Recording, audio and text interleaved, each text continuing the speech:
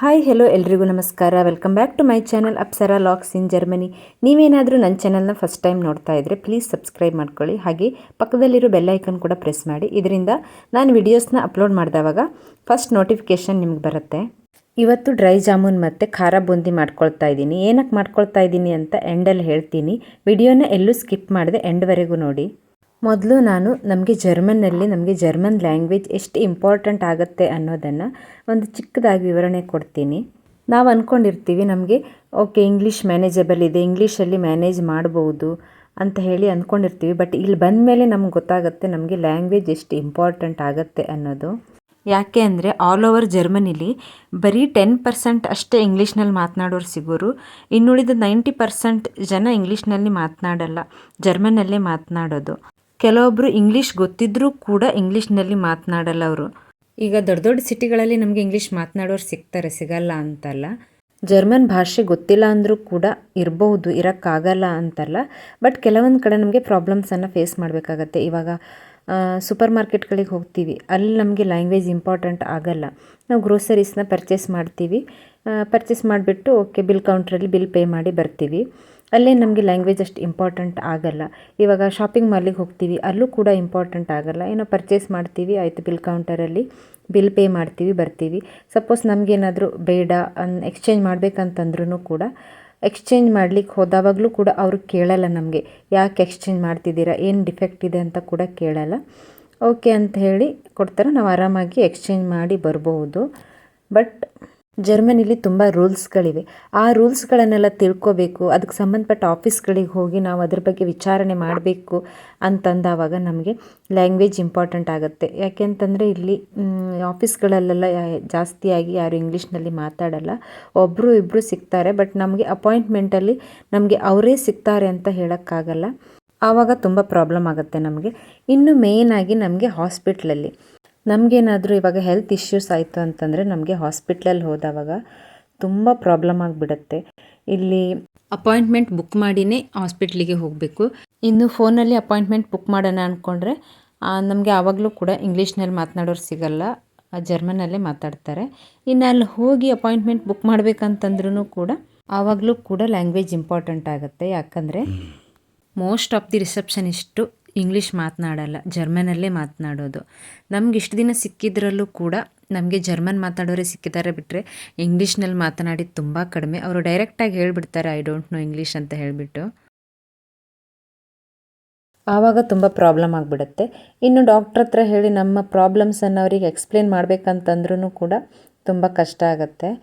ಇಲ್ಲಿ ಡಾಕ್ಟರ್ಸ್ ಎಲ್ಲ ಕೆಲವೊಬ್ಬರು ಸಿಗ್ತಾರೆ ಇಂಗ್ಲೀಷ್ನಲ್ಲಿ ಮಾತನಾಡೋ ಡಾಕ್ಟ್ರು. ನಮಗೆ ಸಿಕ್ಕಿರೋ ಡಾಕ್ಟರ್ಸ್ ಎಲ್ಲರೂ ಇಂಗ್ಲೀಷ್ನಲ್ಲಿ ಮಾತಾಡೋರೇ ಸಿಕ್ಕಿದ್ದಾರೆ. ನಮೀಗ ಒಂದು 3-4 ಡಾಕ್ಟರ್ಸ್ನ ಮೀಟ್ ಮಾಡಿದ್ದೀವಿ, ಬಟ್ ಎಲ್ಲರೂ ಕೂಡ ಇಂಗ್ಲೀಷ್ನಲ್ಲೇ ಮಾತಾಡ್ತಾರೆ. ಇಲ್ಲಿ ಕೆಲವೊಂದು ಡಾಕ್ಟರ್ಸ್ ಕೂಡ ಜರ್ಮನ್ ಮಾತನಾಡ್ಲಿಕ್ಕೆ ಬರೋರನ್ನ ಕರ್ಕೊಬನ್ನಿ ಅಂತ ಹೇಳಿದ್ದು ಉಂಟು. ನಮ್ಮ ಫ್ರೆಂಡ್ಸ್ ಸರ್ಕಲೆಲ್ಲ ಹೇಳ್ತಾಯಿದ್ರು, ನಮಗೆ ಹೀಗೆ ಹೇಳಿದ್ರು, ಅಂದರೆ ಜರ್ಮನ್ ಮಾತಾಡೋರನ್ನ ಕರ್ಕೊಬನ್ನಿ ಅಂತ ಹೇಳಿಬಿಟ್ರು ಅಂತ ಹೇಳಿದ್ದೆಲ್ಲ ಕೇಳಿದ್ದೀವಿ. ಬಟ್ ನಮಗೇನು ಆ ಥರ ಪ್ರಾಬ್ಲಮ್ ಆಗಿಲ್ಲ ಡಾಕ್ಟರ್ಸ್ ಹತ್ರ. ಬಟ್ ರಿಸೆಪ್ಷನಿಸ್ಟ್ ಹತ್ರ ಎಲ್ಲ ನಮಗೆ ಯಾರೂ ಸಿಕ್ಕಿಲ್ಲ ಇಂಗ್ಲೀಷ್ ಮಾತನಾಡೋರು. ನೆಕ್ಸ್ಟ್ ಬಂದು ನಮಗೆ ಪ್ರಾಬ್ಲಮ್ ಆಗೋದು, ನಮಗೇನಾದರೂ ಕಿಡ್ಸ್ ಇದ್ದರೆ ಇವಾಗ ಅವರು ಸ್ಕೂಲಿಗೆ ಹೋಗ್ತಿದ್ದಾರೆ ಅಂತಂದರೆ ಅಲ್ಲಿ ನಮಗೆ ಲ್ಯಾಂಗ್ವೇಜ್ ಪ್ರಾಬ್ಲಮ್ ಆಗುತ್ತೆ.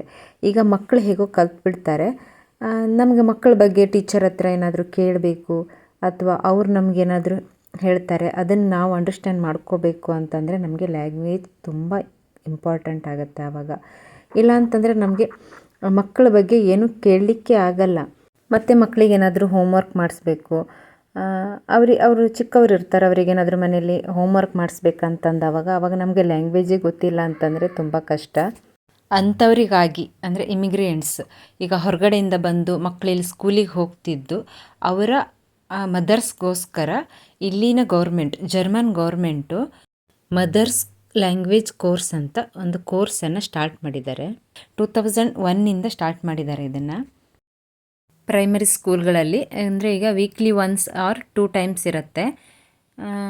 ಯಾರಿಗಾದರೂ ಇಂಟ್ರೆಸ್ಟ್ ಇದ್ದರೆ ಹೋಗ್ಬೋದು, ಹೋಗಲೇಬೇಕಂತ ಫೋರ್ಸ್ ಕೂಡ ಮಾಡಲ್ಲ. ಅವ್ರಿಗೆ ಇಂಟ್ರೆಸ್ಟ್ ಇದ್ದರೆ ಹೋಗ್ಬೋದು, ಇಲ್ಲ ಅಂತಂದರೆ ಇಲ್ಲ. ನಾನು ಕೂಡ ಆ ಕ್ಲಾಸಿಗೆ ಹೋಗ್ತಾ ಇದ್ದೀನಿ. ಈಗ 2-3 ಮಂತ್ಸ್ ಆಯಿತು ಹೋಗ್ಲಿಕ್ಕೆ ಸ್ಟಾರ್ಟ್ ಮಾಡಿ. ವೀಕ್ಲಿ 1 ಇರುತ್ತೆ, 3 hours ತೊಗೊತಾರೆ ವೀಕ್ಲಿ. ಮಾತು ಮುಗಿಸುವಷ್ಟರಲ್ಲಿ ಖಾರ ಬೂಂದಿ ಮತ್ತು ಜಾಮೂನ್ ಕೂಡ ರೆಡಿ ಆಯಿತು. ಅದೇ ಹೇಳಿದ್ನಲ್ಲ ನಾನು ಕೂಡ ಕ್ಲಾಸಿಗೆ ಹೋಗ್ತಾ ಇದ್ದೀನಿ ಅಂತ ಹೇಳಿ. ಆ ಕ್ಲಾಸಲ್ಲಿ ನಮಗೆ ಇವಾಗ ಸ್ಪ್ರಿಂಗ್ ಹಾಲಿಡೇಸ್ ಸ್ಟಾರ್ಟ್ ಆಗೋಕ್ಕಿಂತ ಮುಂಚೆ ಕುಕ್ಕಿಂಗ್ ರಿಲೇಟೆಡ್ ಟಾಪಿಕ್ ಕೂಡ ನಡೀತಾ ಇತ್ತು. ಅವತ್ತಿನ ಬ್ರೇಕ್ಫಾಸ್ಟನ್ನು ಎಲ್ಲರೂ ಮನೆಯಿಂದ ತೊಗೊಂಡು ಬಂದು ಇಲ್ಲೇ ಬ್ರೇಕ್ಫಾಸ್ಟ್ ಮಾಡೋದು ಅಂತ ಟೀಚರ್ ಎಲ್ಲರ ಹತ್ರನೂ ಯಾರ್ಯಾರು ಏನೇನು ತೊಗೊಬರ್ತೀರಾ ಅಂತ ಕೇಳ್ತಾಯಿದ್ರು. ನಾನು ಏನು ತೊಗೊಂಡೋಗೋದು ಅಂತ ಹೇಳ್ಬಿಟ್ಟು ಏನಾದರೂ ಒಂದು ಸ್ವೀಟ್ಸ್ ತೊಗೊಬರ್ತೀನಿ ಅಂತ ಹೇಳಿದ್ದೆ. ಮನೆಗೆ ಬಂದು ಏನು ಸ್ವೀಟ್ಸ್ ಮಾಡಲಿ ಅಂತ ಹೇಳಿ ಯೋಚನೆ ಮಾಡಿ ಅಂತೂ ಆಯಿತು, ಡ್ರೈ ಜಾಮೂನ್ ಮಾಡೋಣ ಅಂತ ಹೇಳಿಬಿಟ್ಟು ಡ್ರೈ ಜಾಮೂನ್ ಮಾಡಿಕೊಂಡೆ. ನಂತರ ಅಂದರೆ ನನಗೆ ತಿಳಿದ ಮಟ್ಟಿಗೆ ಇಲ್ಲಿ ತುಂಬ ಸ್ವೀಟ್ ಐಟಮ್ಸ್ ಎಲ್ಲ ತಿನ್ನೋದು ಕಡಿಮೆ ಇವರು. ಡ್ರೈ ಜಾಮೂನ್ ತಿಂದೇ ಇದ್ದರೆ ಅಂತ ಹೇಳ್ಬಿಟ್ಟು ಸ್ವಲ್ಪ ಏನಾದರೂ ಖಾರ ಇರೋದನ್ನು ಮಾಡ್ಕೊಳ್ಳೋಣ ಅಂತ ಹೇಳ್ಬಿಟ್ಟು ಖಾರ ಬುಂದಿನ ಕೂಡ ರೆಡಿ ಮಾಡಿಕೊಂಡೆ. ಆ್ಯಕ್ಚುಲಿ ಬ್ರೇಕ್ಫಾಸ್ಟಿಗೆ ಏನಾದರೂ ತೊಗೊಂಡೋಗ್ಬೇಕಿತ್ತು. ನಾನು ಎಲ್ಲರೂ ಕೂಡ ತೊಗೊಬರ್ತಾರಲ್ಲ ಎಷ್ಟು ಅಂತ ತಿನ್ನೋದು ಅಂತ ಹೇಳ್ಬಿಟ್ಟು ಲೈಟಾಗಿ ಸ್ನ್ಯಾಕ್ಸನ್ನು ರೆಡಿ ಮಾಡಿಕೊಂಡೆ. ಖಾರ ಬುಂದಿ ಮತ್ತು ಡ್ರೈ ಜಾಮೂನ್ ಎರಡನ್ನೂ ರೆಡಿ ಮಾಡಿಕೊಂಡು ತೊಗೊಂಡೋಗಿದ್ದೆ. ಎಲ್ಲರೂ ಕೂಡ ಬ್ರೇಕ್ಫಾಸ್ಟ್ ರೆಡಿ ಮಾಡ್ಕೊಂಡು ತೊಗೊಬಂದಿದ್ರು. ಸ್ಯಾಂಡ್ವಿಚ್ ಇತ್ತು, ಪ್ಯಾನ್ ಕೇಕ್ ಇತ್ತು, ಆಮೇಲೆ ಕೇಝಾ, ಆಮೇಲೆ ಇನ್ನೂ ತುಂಬ ವೆರೈಟೀಸಿಂದ ತೊಗೊಬಂದಿದ್ರು. ಕೆಲವೊಬ್ಬರು ಜ್ಯೂಸ್ ಕೂಡ ತೊಗೊಬಂದಿದ್ರು. ಹಾಗೆ ಅದ್ರ ಜೊತೆಗೆ ಕೋಲ್ಡ್ ಕಾಫಿ ಇತ್ತು. ಇಲ್ಲೆಲ್ಲ ಕೋಲ್ಡ್ ಕಾಫಿನ ಜಾಸ್ತಿ ಕುಡಿತಾರೆ. ಕೋಲ್ಡ್ ಕಾಫಿ ಕೂಡ ತೊಗೊಬಂದಿದ್ರು. ಒಂದೊಂದಾಗಿ ತಿಂಡಿನ ತಿನ್ಲಿಕ್ಕೆ ಸ್ಟಾರ್ಟ್ ಮಾಡಿದ್ರು.